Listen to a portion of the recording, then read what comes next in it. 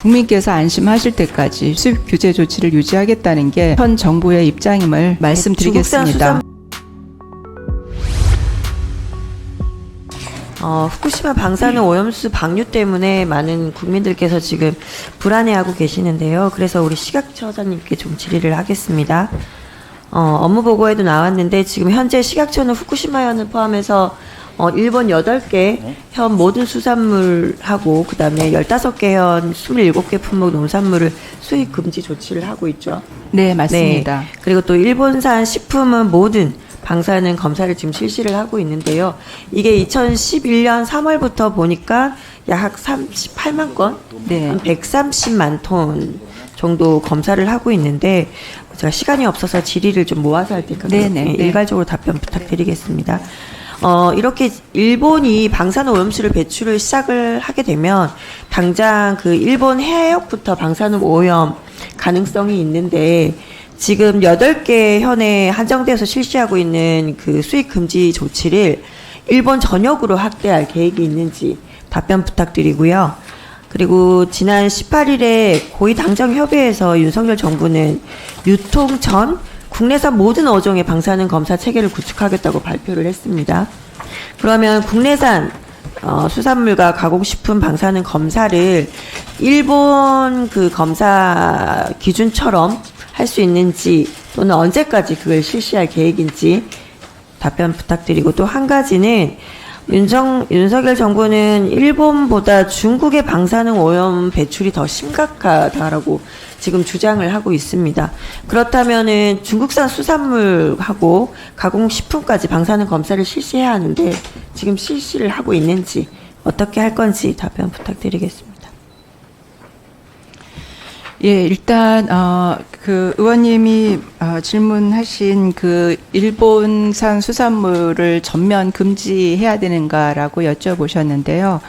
지금 후쿠시마 그 수산물 8개 현에서 되는 것은 국제 기준이 킬로그램당 1,100베크렐인데 식약처는 0.5베크렐만 돼도 전면 이 17개종 핵종을 요청하고 있습니다. 그래서 현재 기준이 우리 세계 어느 나라보다도 엄격하게 지금 관리를 한다는 말씀을 드리겠습니다. 현재 그 후쿠시마 말고 예를 들어서 그 북쪽의 홋카이도까지도 금지해야 되는 것이 아니냐라는 그런 취지이신데요.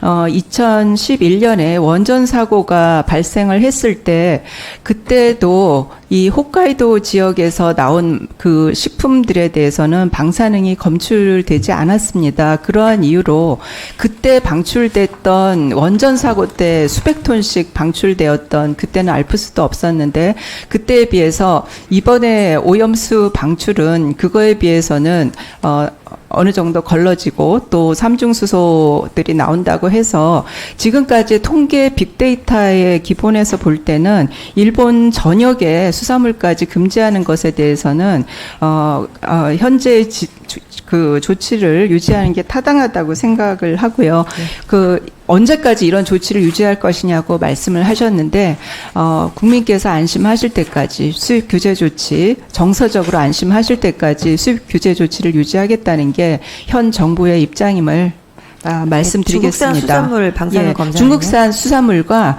또 태평양 연안의 수산물은 지금도 한 주당 2회 이상씩 그 원전 사고 이후로 강화를 해왔습니다. 그래서 그럼 지금 현재 하고 있습니다. 유지를 하겠다는 말씀이신 거죠? 예, 현재도 하고 있고 지금 네. 특히 뭐 러시아산 같은 경우에는 명태 같은 경우는 한 주에도 10번 이상 검사를 하고 있습니다. 물론 일본은 매 건마다 하고 있는데요.